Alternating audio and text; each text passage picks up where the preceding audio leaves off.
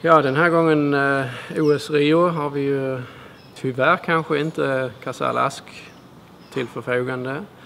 Det hade varit det säkra kortet givetvis, men vi har redan i tidigt skede sagt att det inte kommer att flyga honom så långt. Han är 17 år gammal och vi vill inte utsätta han för en sån pass hård tävling som ett OS är. Vi har givetvis ett par kort som vi försöker att spela på plats nu tills det är dags. Och de har en tävlingsplan som ligger sedan, säger vi, januari månad ungefär.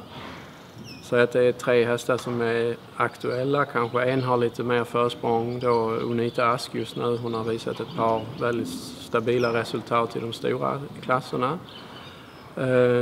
Tiden får lite säga hur och vem av dem som det kommer att bli.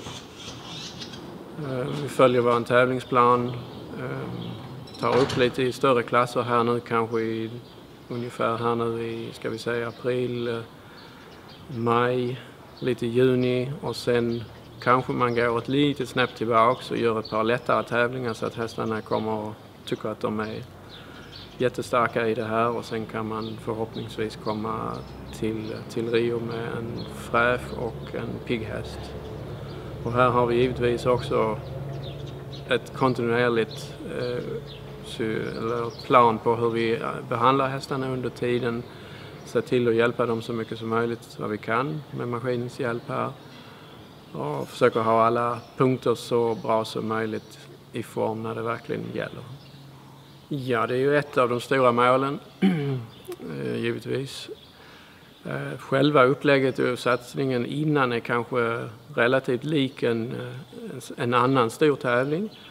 Men man får väl säga att man kan toppa en häst två gånger på ett år kanske. Verkligen ha den i outstanding form. Och där tillhör ju då ett mästerskap, om det nu är ett EM, VM eller ett OS. OS är det ju, det är vad vi mäter som det största och bästa kanske. Och där vill man ju göra så bra som möjligt. Och därför får man kanske låta bli att tävla ett par andra tävlingar innan och verkligen satsa allt på just att vara så bra som möjligt på OS.